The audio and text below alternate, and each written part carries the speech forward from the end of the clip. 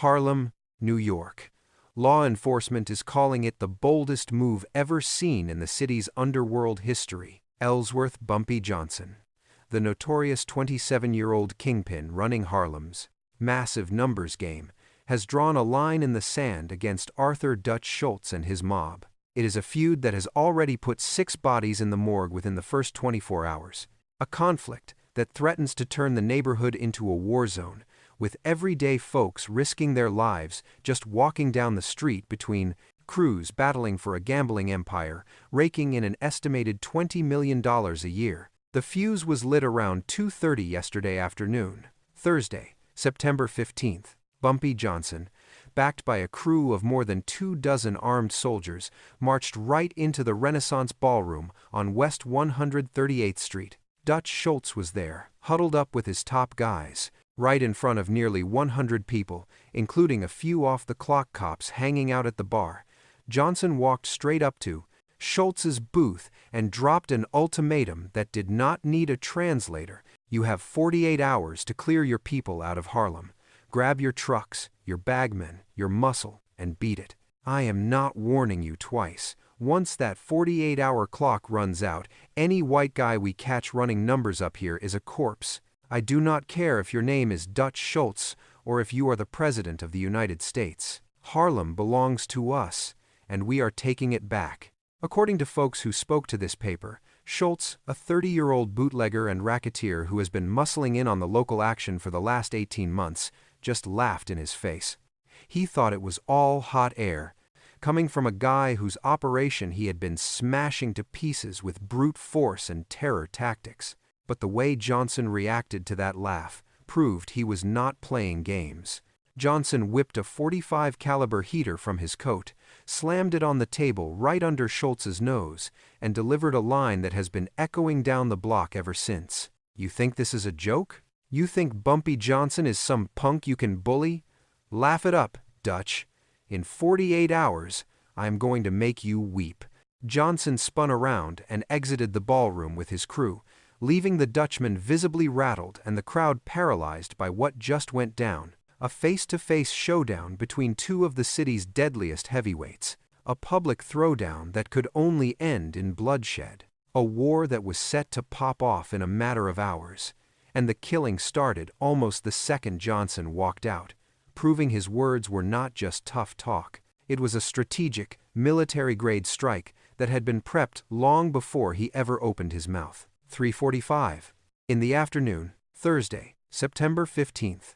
Leo the Lip Lindaman, a 34-year-old goon for Dutch Schultz, known for terrorizing local bookies into selling out to the Dutchman, was gunned down outside a gin joint on Lenox Avenue. Witnesses say 3 black males rolled up on Lindaman as he was getting into his ride. One of them shouted his name, and the second, Lindaman, turned his head. They lit him up at point-blank range with what looked like Tommy guns. The shooters peeled out in a black Packard, which cops later found dumped in the Bronx, torched to a crisp to kill the evidence. 5:20 in the evening, Thursday. Vincent Clutchmell and James Red Sullivan, 2 bagmen for Schultz's Racket, guys responsible for collecting slips and cash from the runners, got hit on West 145th Street. Police say the pair were parked, counting the day's take, when a truck pulled up alongside and at least 4 shooters unleashed hell with automatic fire, shredding both men and turning their car into Swiss cheese. Detectives figure more than 100 slugs were pumped into the hit, which went down in broad daylight on a busy block. Somehow, not a single civilian caught a stray. 8:30 at night, Thursday.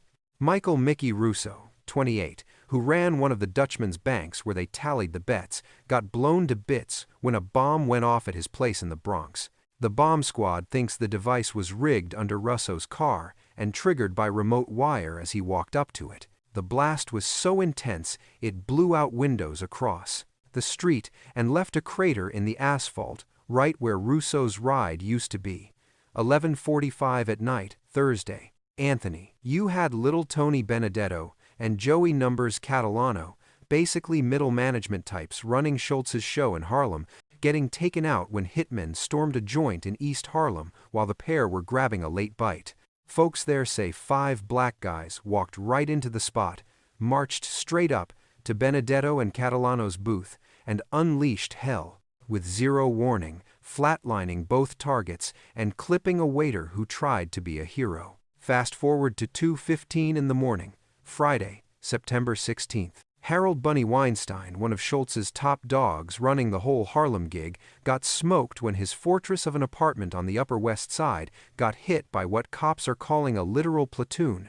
We're talking 15 to 20 guys using explosives to blow the door off before wasting Weinstein and his 2 bodyguards inside. By the time the sun came up on Friday, barely 12 hours after Bumpy Johnson laid down the law, 6 of the Dutchman's crew were in the morgue. His Harlem setup was falling apart, and the NYPD was scrambling to stop the bleeding in what Commissioner Edward P. Maloney dubbed the deadliest turf war the city had ever seen. But to get why things went nuclear, you have to know the guy who picked a fight with Dutch Schultz. Ellsworth Raymond Johnson, known to the streets as Bumpy because of a knot on his head from a childhood accident, is the guy who's been climbing the ladder in Harlem's underworld for 7 years.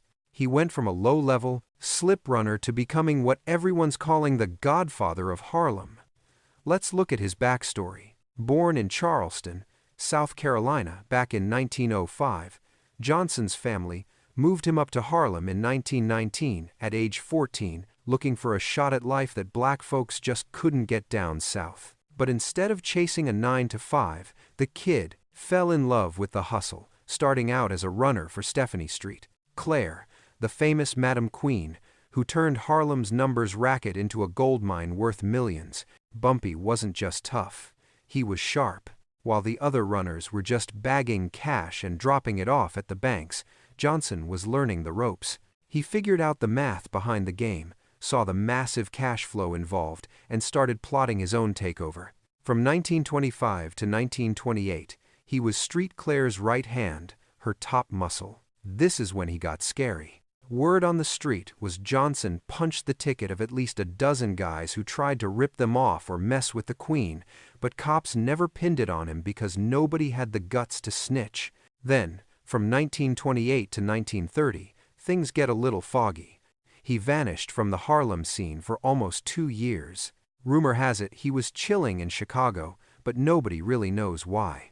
When he popped back up in 1930, he was flush with cash, connected, and knew things about organized crime he didn't know before leaving. Between 1930 and 1932, Bumpy went big, moving way past just cracking skulls. He took over banks, merged the little guys, and built what people say is a gambling kingdom pulling in $5 million a year. But the real key? He bought loyalty from the local hustlers and the neighborhood in general. He was the guy shielding the bookies from the mob trying to invade, giving jobs to hundreds of locals, and dropping serious cash on churches and charities. He was a criminal, sure, but the people loved him. The situation right now? Johnson's climb put him on a collision course with the Dutchman, who had been brutally seizing Harlem's rackets through sheer force. For the last 18 months, Schultz's crew had been bullying black operators into selling out for pennies on the dollar, whacking anyone who said no, and draining huge piles of cash out of the neighborhood while hiring white bagmen instead of local talent. By September 1932, Schultz had his claws in about 40% of the action, pushed Madam Street, Claire to the sidelines, and looked like he was about to own the whole board. But the Dutchman made one fatal mistake. He slept on Bumpy Johnson. He thought Bumpy was just another local thug he could scare off or bury. He didn't realize Bumpy had been sharpening his knives for months, and he definitely didn't get that Bumpy had backup that ran deeper than your average mob muscle. Enter Arthur Fliegenheimer, who grabbed the handle Dutch Schultz to bury his roots and strike fear into his enemies, standing as one of the city's most terrifying crime lords. This 30-year-old kingpin runs a syndicate, dominating bootlegging, gambling, and union rackets, raking in over $50 million a year. Origins. Born in the Bronx in 1902 to German Jewish folks, Fliegenheimer hit the streets in his teens when his dad walked out and his mom couldn't make ends meet. He swiped the moniker Dutch Schultz from a tough local thug, figuring the hard-sounding name carried more weight. than his birth name ever would in an underworld run by the Irish and Italians. The rise.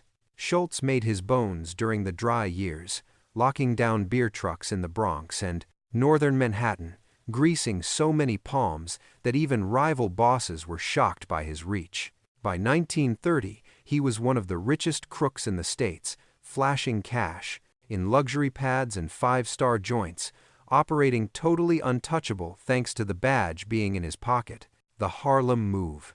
But with the booze ban fading and repeal on the horizon, Schultz knew the party was over. He needed to pivot to a hustle that stayed profitable regardless of the law. The numbers game, specifically Harlem's rich policy banks, was the answer. Kicking off in early 1931, the Dutchman began a hostile takeover, mixing cold corporate strategy with pure savagery. The tactic? His goons would corner the black operators and demand they sell for peanuts, usually just 10 to 20% of the real worth. Say no, and you caught a beating or a firebomb.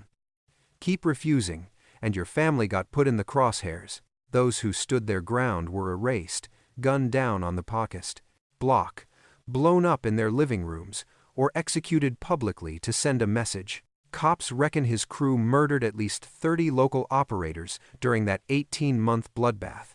Wallet war. Schultz used his deep pockets to bleed rivals dry, offering better odds and bigger payouts to steal. Players, happily losing money up front to crush the smaller banks that couldn't keep up. By September 1932, he had his claws in about 40% of the action, wiping out the competition and looking like a juggernaut. But he made a fatal mistake. He didn't count on Bumpy Johnson, and he didn't realize there was a limit to what the community would take from an outsider. As we go to print this, Friday, September 16th, there are roughly 27 hours left on Bumpy's 48-hour countdown. You can cut the tension with a knife. Streets are dead, shops are shuttered, and the blue uniforms are swarming like it's the riots of 1919. The law steps in. Commissioner Edward P. Maloney went into crisis mode this morning, calling a briefing at headquarters to unveil a crackdown plan. The NYPD isn't standing for mob wars on our turf, he stated flatly. We've flooded Harlem with 500 extra officers. We've got blockades up and standing orders to cuff anyone caught with a piece, or acting like a wise guy. I'm telling both crews to back off, handle this legally, and realize that if the shooting continues, the whole department comes down on their heads. But let's be real. Insiders know that police with attempts to stop this stuff usually fail, especially when the bad guys own half the force. Sources inside the department tell us that both Johnson and Schultz have officers on the payroll, ensuring that when the heat turns up, the law is conveniently looking the other way. The streets speak. The people of Harlem seem to be mostly rooting for Bumpy Johnson to hold the line against Dutch Schultz. They didn't see this clash as just another turf war. It was a racial battle for the financial soul of Harlem. Even the Reverend Adam Clayton Powell Sr., the heavy hitter at the Abyssinian Baptist Church, dropped a statement that the streets read as a quiet nod to Johnson. The message was clear. While we can't sign off on bloodshed or racketeering, we have to admit that Dutch Schultz and his crew have unleashed terror on our blocks, siphoned off millions in hard cash, and given absolutely zero back to the neighborhood, all while putting our people in the ground without a second thought. If Bumpy Johnson is standing up to kick these foreign vultures out, then plenty of folks here see him as a protector, not an instigator. So, what goes down at 2:30 on Saturday? When that 48-hour clock runs out tomorrow afternoon, we are looking at one of three outcomes. Option 1. Schultz blinks. The Dutchman might realize the price of blood is too high, pack up his operation, and leave Harlem to avoid a massacre by bowing to Johnson's terms. Don't bet on it, though. Schultz is in too deep with the numbers racket here. His ego is too massive to be publicly shamed by a black gangster, and his war chest dwarfs what Johnson is working with. Option 2. A sit-down. The top brass from both crews could meet and carve up the map, setting hard borders and a truce. But considering the bodies dropping over the last 24 hours and Bumpy's very public threat, shaking hands is off the table. Neither boss can afford to look weak. That leaves option 3, total war. The smart money says once that deadline hits, the violence is going to spike off the charts. Both sides will try to wipe each other off the map with coordinated hits, turning Harlem into a combat zone where the body count could hit dozens or even hundreds before one side wins or the cops drag enough shooters away to stop the bleeding. This blood feud has eyes on it all the way up the ladder. Word from D.C.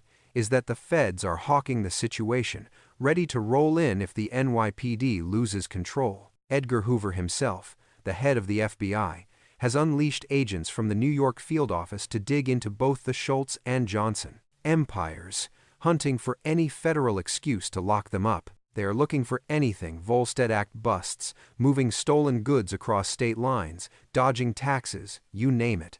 The Treasury Department is tearing through the financial ledgers of both mobs, looking for fraud that could bury the key players. They nailed Al Capone the same way. It proved that if you can't pin the murders on a gangster, you can still rot them in a cell for stiffing Uncle Sam on the bill. The timing couldn't be worse politically. We have a presidential election in November, with Hoover fighting for his life against Franklin D. Roosevelt, and with the country stuck in the mud of the Great Depression, the sight of mobsters treating New York City like a shooting gallery is a black eye for the administration and fuel for critics, saying prohibition caused more messes than it cleaned up. To get why this war is so vicious, you have to follow the money. We are talking about the policy racket. The cops and the street experts estimate that Harlem's numbers game pulls in roughly $20 million a year, making it one of the biggest cash cows in the American underworld. Here is the hustle. Policy, also known as numbers or bolita, is a street lottery where folks bet pennies or a buck on a 3-digit number, praying they match the lucky draw that day. To keep it honest, the winning combo comes from daily financial stats, like the last 3 digits of the stock exchange volume, so the house can't rig it. Odds of hitting are 1,000 to 1, but the payout is only 600 to 1. Do the math, that is a massive edge for the house. Most players walk away with nothing, leaving the operators holding the bag. Of the $20 million pumped into Harlem annually, only about $2 million goes back to the winners. Operational costs, runners, muscle, banks, eat up another $3 million.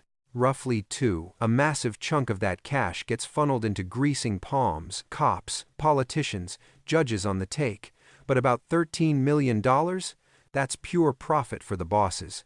And that $13 million annual jackpot is exactly what Dutch Schultz and Bumpy Johnson are going to war over. We're talking about one of the biggest piles of dirty money controlled by any criminal outfit across the entire United States. But look at the local fallout.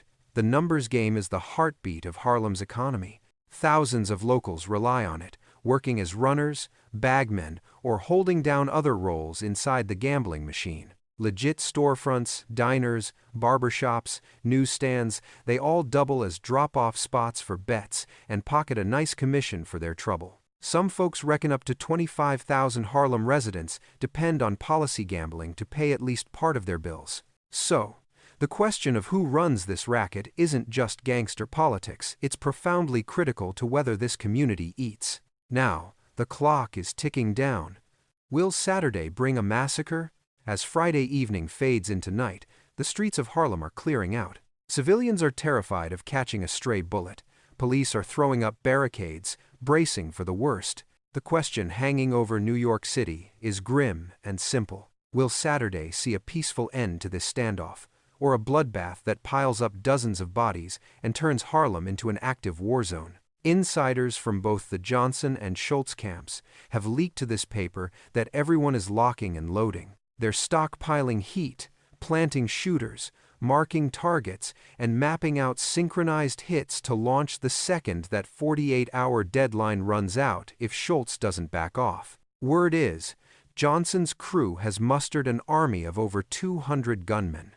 A lot of these guys are World War I vets, combat-hardened soldiers who know exactly how to handle a rifle. They've got Thompson submachine guns, snipers perched on rooftops with eyes on Schultz's key spots, and getaway cars revving up for hit-and-run strikes. On the other side, Schultz's outfit with way deeper pockets is trucking in muscle from his strongholds in the Bronx and New Jersey. Witnesses have spotted trucks full of armed thugs rolling into Harlem. They're handing out iron to Schultz's heavy hitters. It looks like Schultz plans to answer Johnson's ultimatum with a wave of overwhelming violence meant to wipe Johnson's crew off the map for good. The fuse is lit. The deadline is almost here, and the whole city is holding its breath, waiting to see if tomorrow brings a truce or violence on a level this town has never seen before. Editor's note: the New York Herald is committed to non-stop coverage of this unfolding disaster. Saturday's paper will feature boots on the ground reporting from Harlem, as it happens, official quotes from the police and City Hall, plus a deep dive into what this gang war means for the city and the country at large. We strongly advise readers to steer clear of Harlem until the smoke clears. With the extreme risk of crossfire and total anarchy in the streets, we will keep updating our reports as the situation develops. This warfare exploding in Harlem, criminals openly challenging each other to a fight to the death, and the brazen violence happening in broad daylight represents the total collapse of law and order. It is the ultimate failure of the Prohibition experiment that kicked off 12 years ago with such high hopes. When the 18th Amendment was ratified in 1919 and the Volstead Act went into effect in 1920, supporters swore that banning booze would crush crime, kill the corrupt saloon culture, and build a more moral, productive America. Instead, Prohibition did the exact opposite. It turned thugs into multi-millionaires, rotted out the police force from the bottom up, birthed untouchable crime syndicates, and turned average Joes into criminals just because they still wanted a drink. The blood about to spill in Harlem is a direct result of this failure. Dutch Schultz built the war chest he uses to terrorize the neighborhood through bootlegging a business that shouldn't exist in a society where the law actually works. Bumpy Johnson built his empire on gambling, thriving because Prohibition proved that unpopular laws could be broken with zero consequences. The corruption fueling both men, the cops, on their payrolls, the politicians shielding them, the judges tossing out their cases, was manufactured by the massive profits of the dry era and the futility of enforcing laws that millions of Americans break every single day. Since way back in 1925, this paper has been screaming that the booze ban needs to go, calling the whole experiment a bust, and insisting that the price we pay in bloodshed, dirty money, and a total mockery of the law is way higher than any good it ever did. The war tearing up Harlem right now is just the latest proof. We are telling the big wigs in both parties to admit this dry law failed, to scrap the 18th Amendment, and to face the fact that the carnage we are seeing, uptown violence that could put dozens in the morgue this week, is a direct result of a system that's wrecked the country. Meanwhile, inside sources at the precinct tell the Herald that the shooting hasn't stopped. In fact, just 2 hours ago, it kicked off again. 3 guys, thought to be on the Dutchman's payroll, got dropped in a firefight on Lenox Avenue around 9:30 p.m. People on the street say a sedan with 4 black guys rolled slow past a crew of white toughs loitering outside a speakeasy. Then one of the guys in the car yelled, "This is Bumpy's turf!" and the leads started flying instantly. When the cops pulled up, they found 3 stiff and 2 bleeding out, all of Sen, whom are suspected Schultz muscle sent uptown to guard the numbers racket. The shooters vanished before the sirens got close. That makes 9 dead in this turf war since Bumpy laid down his threat yesterday afternoon. The police say bodies are dropping at a rate never seen before in the city's history. Commissioner Mulrooney just slammed down a curfew for Harlem that starts at 12 a.m. tonight and runs until further notice. Every joint uptown has been ordered to lock its doors by midnight. Folks are told to stay off the streets, and anybody caught out after 12 without a damn good reason is getting thrown in the clink. We'll keep you posted as this nightmare unfolds. As the clock strikes 12 and Saturday, September 17th, 1932 begins, we have less than 16 hours left on Bumpy Johnson's 48-hour clock, ticking down to 2:30 p.m. Saturday. The big question hanging over New York, the one we'll know the answer to in 16 hours, is if Dutch Schultz will flinch, if he'll pull back. from Harlem to stop the bleeding. Admitting Bumpy has the muscle and the guts to make this fight too expensive to win, or if the Dutchman will dig his heels in, answering Johnson's threat with a massive wave of force meant to crush the upstart who had the nerve to step to him, turning Harlem into a slaughterhouse where the battle for the numbers game gets settled in blood, likely claiming dozens more lives before a winner stands tall. We find out tomorrow afternoon at 2:30 p. The city is holding its breath. Harlem is gearing up for combat, and history is waiting to see if September 17, 1932, goes down as the day a black gangster successfully stood up to the white mob's grip on Harlem, or if it'll be remembered as the day brute force smashed a rebellion, proving that challenging the powers that be, no matter how right you are, ends in nothing but a pine box. The Herald will cover the action as it breaks this Saturday.